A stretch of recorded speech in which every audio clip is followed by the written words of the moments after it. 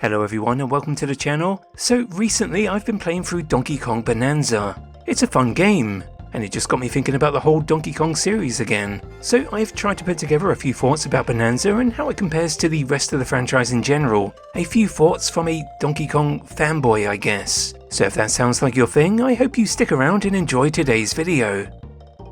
Donkey Kong is one of my favourite Nintendo characters. This strange looking cartoon gorilla wearing a tie just somehow immediately resonated with me in my childhood. I want to say I've been a fan since his debut in that 1981 arcade original, but I most likely grew up with one of those various home conversions. Donkey Kong and Donkey Kong Jr. on the NES for example. Still not sure where Jr. fits into the franchise actually. Donkey Kong is a bit of an odd franchise overall, sometimes feeling a little bit confused about its identity, and even slightly ignored by Nintendo. By 2025 it felt like it had been an agonizingly long time since the last Donkey Kong game. Especially if, like myself, you bought Tropical Freeze day one on the Wii U in 2014. Us true fanboys already knew this was an exceptionally good game. It had also been over a decade since the last 3D Donkey Kong game, which feels a little bit surprising to say, especially when you consider this is supposedly a big, iconic Nintendo character. Donkey Kong 64, a rather disappointing game to me back in 1999, but at the same time something I'm very weirdly fond of. I've badly wanted Nintendo to have another crack at a 3D outing for the character, so Bonanza is something of a dream game for myself. So let's just cross that off the old dream video game list. As a game, yes, I suppose I do like Bonanza, maybe an 8.5 or close to a 9 out of 10 if you wanted me to give it a score. Some of you didn't like Bonanza and that's totally fine as well. I'm not quite sure if this is what I personally want from a Donkey Kong game either. Open world is something I've never really felt was a good direction for the character. The Donkey Kong games of my childhood, and surely many others, is the Country trilogy. Fast-paced, exciting action platformers, they were challenging games that really tested your platforming skills. They were really fun for me to learn. And this is one of the reasons why Donkey Kong 64 really disappointed me at the time. It just didn't have that. Instead, it was a more slow-paced, Super Mario 64-inspired collectathon, and a rather bloated one at that. Perhaps a very odd comparison, but back in 1999 I very distinctly remember wishing developer Rare had straight up copied Rayman 2.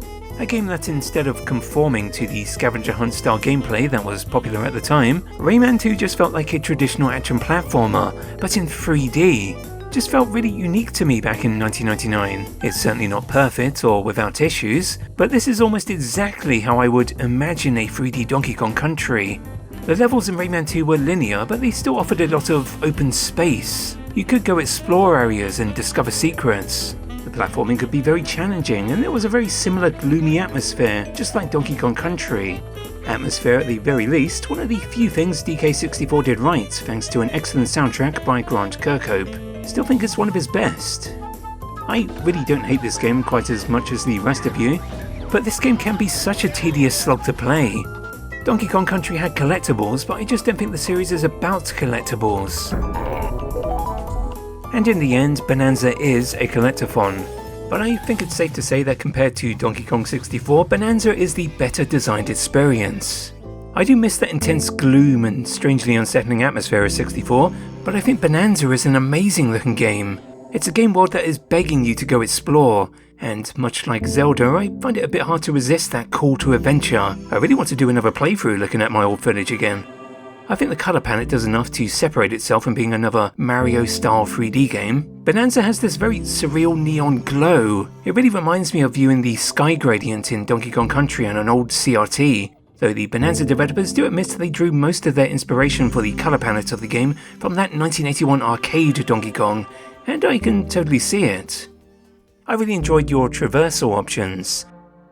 I get that very similar feel of the fast-paced energy from the Country titles. It's just really fun to play as this character, really fun to move him around. Honestly, this is something I've not felt in this franchise for a long time. Like, I do love Tropical Freeze a lot, this is like a top 5 Donkey Kong game for me, but I just find the character to feel too heavy to control. He really drops like a rock, and I really cannot stand these swimming controls in this game. Bonanza's claim to fame is that terrain deformation. It's nothing new, but somehow in typical Nintendo fashion they just make it feel new. Breaking, punching, smashing stuff, collecting treasure, Didn't really understand it at first. Do I have to destroy every little thing in this room, for example? Do I need to collect everything?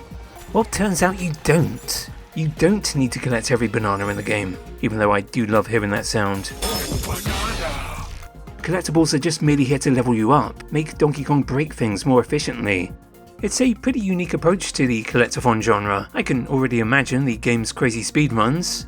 Maybe I was just playing it wrong, taking my time. Although bananas are still required if you wish to access the optional endgame content. I always loved the beat-em-up theme of Jungle Beat on the Nintendo GameCube. Bit of an underrated Donkey Kong game actually. Punching your enemies, or pummeling them into submission with the aid of your bongo controller, the game kind of had this old school arcadey punch-out style vibe. It was really satisfying punching your enemies in this game, and I think that's been carried over to Bonanza. It just feels good to hit these enemies, that little slowdown before you send them flying off into the horizon. So let's talk about Donkey Kong's new character redesign, his new updated look.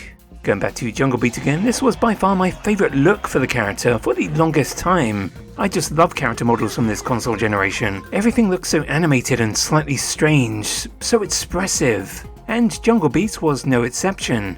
Always loved that little animation when DK parries the boss, razzes him, and then starts wailing on him.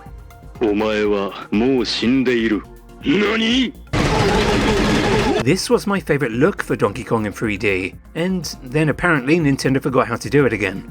Is it me, or has the character looked completely off in Mario Kart for quite a long time now? I think Mario Kart World has been a huge improvement in that regard. Has Donkey Kong ever truly had consistency in his design? I mean, let's not forget that in 1994 we had two totally different interpretations of Donkey Kong, in both style and even gameplay. I loved Donkey Kong Country, but Donkey Kong 94, a true follow-up to the arcade original that released on Game Boy a few months prior, this is easily one of the best games of the entire franchise. As charming as those old arcade illustrations may be, the designs were kind of all over the place. What even is this orange spiky hair design? I totally forgot that Donkey Kong didn't even have his iconic red tie until 1994. I do love these original illustrations, but Donkey Kong is just cartoon gorilla at this point. With the way things are nowadays, I felt so sure the character would be locked into using just one design, in particular the Retro Studios look. Even the Nintendo theme park directly references those games. I'll admit this new Donkey Kong isn't quite the chill dude I always imagined him from Donkey Kong 64. Okay.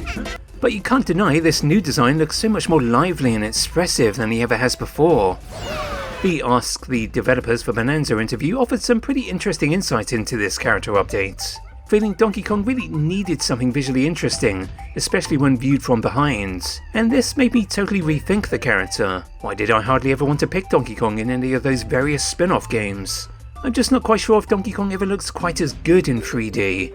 He's like this very weird blocky shape. Donkey Kong even looks a bit odd in Tropical Freeze to me.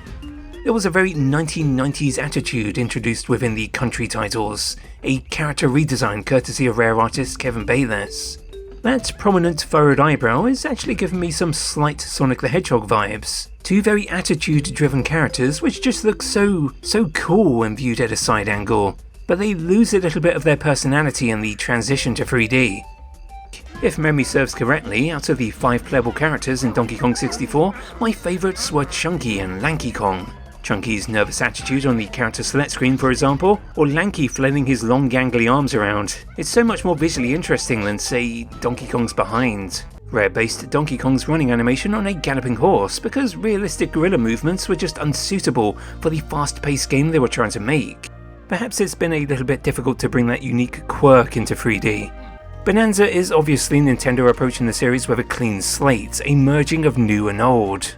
And it's shockingly faithful to that old Rare legacy. I don't think I've seen this level of love and dedication to Rare's Donkey Kong characters since Pion were briefly the caretakers of the franchise. True, some of my favourite characters from the series are still missing, but this game still feels very distinctly Rare. Funny how it's Nintendo who seem to be more interested in celebrating the characters Rare created, instead of their current owners. The colours are all very garish in a 1990s way, and Bonanza is just as weird as Donkey Kong Country. A cartoon gorilla transforming into a snake or a zebra is perfectly on brand for this franchise. The various animal transformations are surely nods to the animal bodies of old. Levels that straight up reference the Super Nintendo games, and more importantly, Rambi the Rhino now actually looks like Rambi the Rhino, compared to whatever this is. Surprisingly, very little representation of Jungle Beat itself, or even the retro studio titles. I do still have some slight issues with the art direction. I think occasionally Bonanza just feels too Nintendo. I mean, because it is a Nintendo game obviously. There's even a heart system that feels almost directly lifted from the recent Zeldas. For the Nintendo fans watching, what does this very colour palette remind you of? I don't know, stuff like this just bugs me more than it should. You see, the Donkey Kong games I grew up with just had their very own specific feel. Even the original 1981 arcade original, there was a lot of force and purpose in these very simplistic graphics. The vibrant colours of those iron girders and ladders apparently based on the neon lights of New York City. Then we have the rare Donkey Kong games, and these games have their own very specific feel. And of course those groundbreaking pre-rendered visuals just gave the trilogy this level of photorealism that just felt unbelievable to me. And also slightly frightening.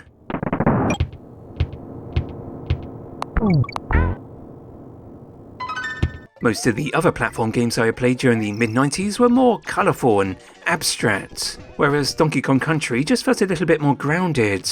You could tell the developers were very obviously trying to create environments that felt intentionally treacherous. One of my favourite levels of the original Donkey Kong Country is Platform Perils. It felt frightening and dangerous to me, this dark backdrop and seemingly having almost nowhere to stand on, the ultimate platforming challenge before the final boss. And like I mentioned, I don't love the game itself, but I think Donkey Kong 64 perfectly recreated that atmosphere. There were environments that felt dangerous and slightly unsettling. Get out! I love the retro studio titles a lot. There is still that element of danger. Donkey Kong being chased by a horde of spiders is pretty horrifying actually. Tropical Freeze brings back the original trilogy composer, giving the game that ethereal atmosphere that was very weirdly missing from Returns. But I think the art direction is a little bit too cartoony for my liking. There's more of a DreamWorks animation vibe. I do think Bonanza understood the feel of the rare games a little bit better. I still remember that initial excitement of discovering the lost world for my first time in Donkey Kong Country 2. And sometimes I feel that level of excitement venturing forth into some of the areas within Bonanza. A Jules Verne-esque journey to the centre of the earth for bananas. It just feels so wonderfully Donkey Kong Country. I just wanted the game to have more areas that felt like this, where it feels mysterious and dangerous. Bonanza kind of does, and it kind of doesn't. Since Donkey Kong Country, the series has always featured a partner character, with said character even replacing him within the two rare sequels. Although you could argue Donkey Kong has never actually been the playable character in so many of his games already. In Donkey Kong 64 we had the 5 separate playable characters. In Returns and Tropical Freeze it felt slightly less personal, having your partners feel more so like extra items I guess. Bonanza introduces us to young Pauline. And I've got to say this is by far my favourite partner character of the entire series. I mean, it completely messes with the timeline if you really care about that. Cranky Kong is supposedly the OG Donkey Kong from the arcade, so is this Donkey Kong a young Cranky Kong before he started kidnapping Pauline? But then Cranky Kong is already here. Is Returns and Tropical Freeze set before the trilogy? I mean, this island doesn't look like Donkey Kong Island. Where does Donkey Kong Jr. fit into all of this? Hey, do you remember the ending from Donkey Kong 94 on the Game Boy, where it seems to imply the whole game was a prequel to Super Mario Bros? What even is this cutscene? Anyway, Pauline was supposedly a late addition to Bonanza, which is kinda surprising. I just can't imagine this game without her. Excellent voice acting provided by Jenny Kidd. And we do see this pair gradually becoming closer as the story progresses through these very beautiful idle animations. I think moments like this is the best type of Nintendo storytelling. Show but don't tell. I'm sorry Diddy Kong, you have been replaced. But then again, that does mean we need a new Diddy Kong Racing. I saw Pauline as a personification of the game's soundtrack. Music was such a big part of the Donkey Kong experience, so it does make kind of sense. I really love to imagine the song's gibberish. It's like we're listening to Pauline singing from DK's perspective. He likes music, but he has no idea what she's saying. It's a lot like talking to my dog. This really is such a fun duo of characters. It really made me want to keep playing, see this quest through to the end. Like what awaits these two characters at the centre of the earth. And this is where I'm going to mark for spoilers, as Bonanza is still a fairly new game. I love the Kremlins. That sound effect is music to my ears. Why would you ever remove it? I still remember that first time you saw the exasperated expression of a Kremlin trooper when he bounced off one. It just cracked up me and my dad who was watching me play. We had never seen such smooth animation like this before in a video game, and it makes you realise Donkey Kong has always had this very snarky, witty sense of humour through dialogue exchanges or even just funny animations. It's always been there. Donkey Kong is primarily a Nintendo character, but King K. Rool, this guy is just rare, just from his very design, and the amazing thought process behind his apparently slightly rubbish name by creator Greg Mayles. A crocodile king with a desire for bananas, the perfect foil for our cartoon gorilla. At least I thought it was until Nintendo decided he wasn't anymore. The Kremlins have appeared in the franchise within the post-Rare days more than you may think, but their absence just hits so hard in returns. This is now my favourite ever character reveal, and I'm amazed Nintendo made the effort of hiding him from all the marketing. Welcome back, King. Pretty funny to think that this is the reason K. Rool has been absent from the franchise all this time. He's been digging for bananas in the underground world and just got stuck here. The final area of Bonanza totally nails that treacherous, ominous feel, which is what I wanted more from Bonanza. And there's an exciting final battle against the king himself, which made the journey feel so worthwhile in the end.